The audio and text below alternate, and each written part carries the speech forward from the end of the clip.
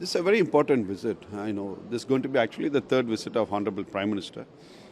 He had earlier visited Brazil in 2014 and 2019 for the BRICS summit, and this is the first visit for the G20. So there's a lot of excitement, and this excitement is also because of the successful presidency by India last year. We truly showcased our leadership, and the successful issuance of the New Delhi Declaration, it reflected the stature of India, and it reflected the fact that India is today a country with whom every country wants to be a partner.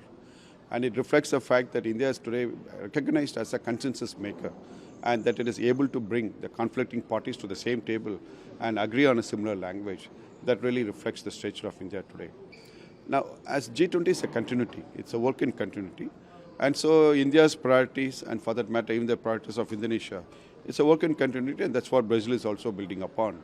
Because these are global challenges in which you cannot find a magic bullet solution in 1 year.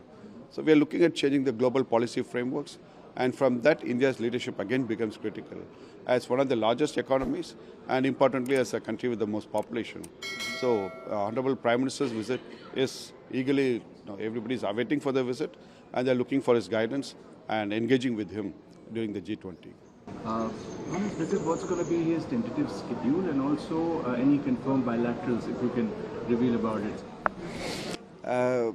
Essentially, he's coming here for the G20 summit, and so he's going to be busy with the G20 summit. But along with that, quite a few bilaterals are also taking place, because we need to remember that this is the year of big elections, right? So many elections have happened, and so we have many new leaders who are coming to the summit.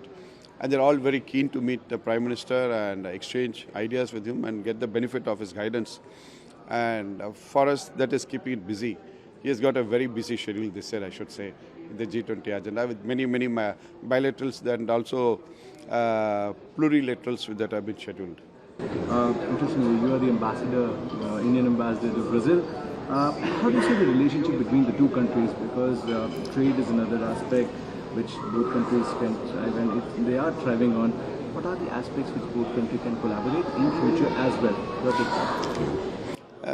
No, that's a good question, and I must thank you for asking it, because as the ambassador to Brazil, naturally, I want to showcase the strength of our relationship.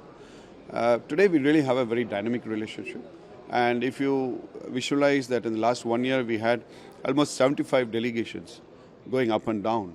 I think that reflects the strength and depth of the relations, because this is a very wide set of delegations which have visited.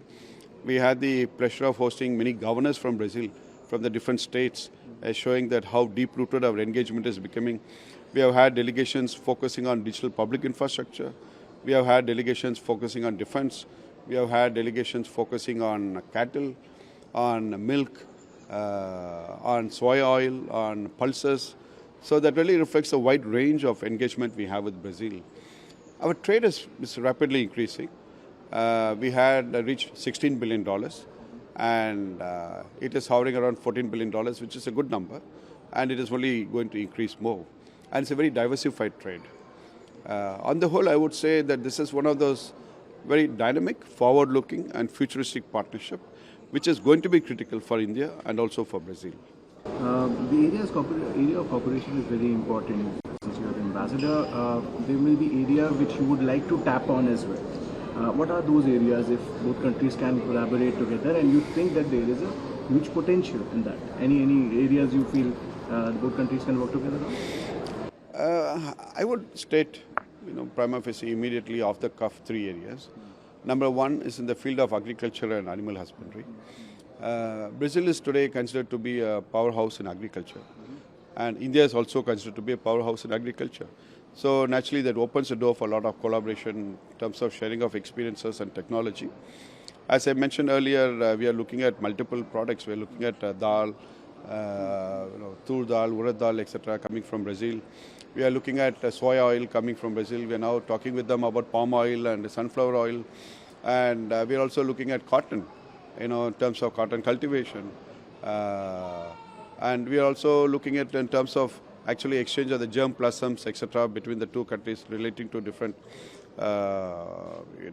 products.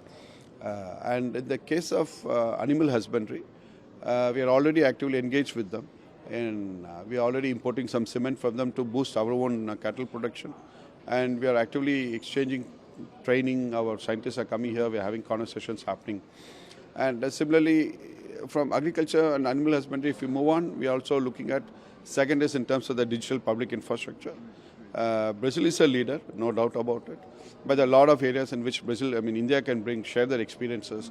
And we just recently had a 27-member inter-ministerial delegation visit India to understand the success of our DPI. And the third area would be in terms of manufacturing. And manufacturing, I would say, encompassing both defense and multiple sectors. Brazil is a large economy. We are talking of a $2 trillion economy. And we are talking of a large population of 210 million. So naturally, with a high per capita income. So naturally, that makes a great opportunity, economic opportunity for companies. And here, what is interesting is that already we have Brazilian companies which are invested in India in the defense sector. And more companies are exploring to participate in the Make in India for Defense program in India. So that is something which is very important. Brazil is a host, so President Lula will be having a bilateral with Prime Minister Modi as well. What's up with the expectation? What will be the areas that they will be talking about? What are the expectations we can think? Any breakthrough we can expect? That's a very important bilateral meeting between Honorable Prime Minister and President Lula. The strategic partnership between India and Brazil was initiated under President Lula's time. And now under Honorable Prime Minister's guidance, this has really received a very big boost. Today it's become one of the most dynamic, active relationships between India and any foreign country. And this meeting is very important because we have achieved so much success, for example, in the case of biofuels, right? We have jointly established a global biofuel alliance. And biofuels are very important for providing a sustainable livelihood to our farmers. At the same time, it's also important for meeting our NDCs, nationally determined commitments. And in terms of carbon reduction of the carbon emission, right? And so this meeting is very important. It's going to be covering different subjects. But the fundamental outcome, priority of the discussions would be number one, about Brazil's presidency of the G20, where we'll be exchanging ideas and reiterating our support to them. And B would be how do we expand even more our bilateral engagement. So India is also the voice of the global south. In the successful presidency which we had this time, we did also included AU will be part of it this time in the Brazil G20. What would be the issues raised by India during this time, according to you, sir, in this G20? As I mentioned earlier, the fact that India was able to add AU to the grouping itself reflects the message that number one, we cannot keep 55 countries out of the forum. And two, it also reflects a message that India is truly playing the leadership role for the global south. Now, it's a question of continuity. The challenges which the global south facing are only increasing and they're not decreasing. While we have been struggling to find the appropriate policy frameworks to find the right solutions, be it in terms of innovative financing, or be it in terms of supporting the climate mitigation, or be it in terms of providing adequate financing to address this energy transition, or access to technology. These are challenges which really need urgent solutions. And that is what India has been focusing upon during its presidency. And that's what Brazil is also building upon. Brazil has been working to see, of course, number one, they established the Global Alliance Against Hunger and Poverty, which is a wonderful initiative and which naturally gets full support from all the member states. And they've also been working to see how to augment the financing of the multilateral development banks so that adequate financing is also available for development.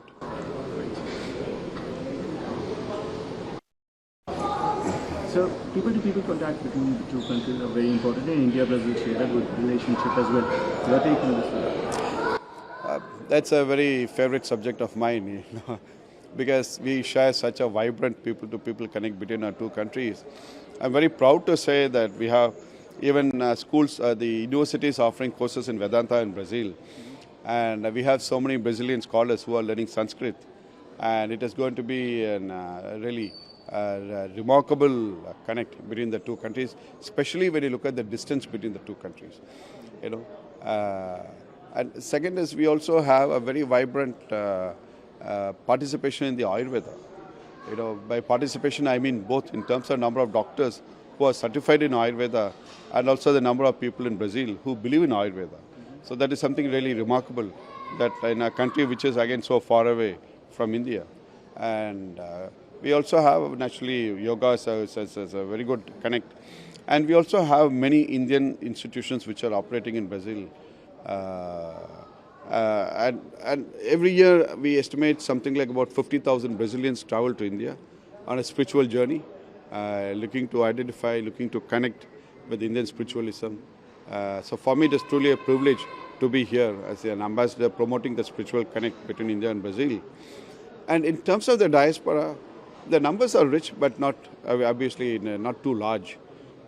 Because of the distance and because of the language, we can understand that.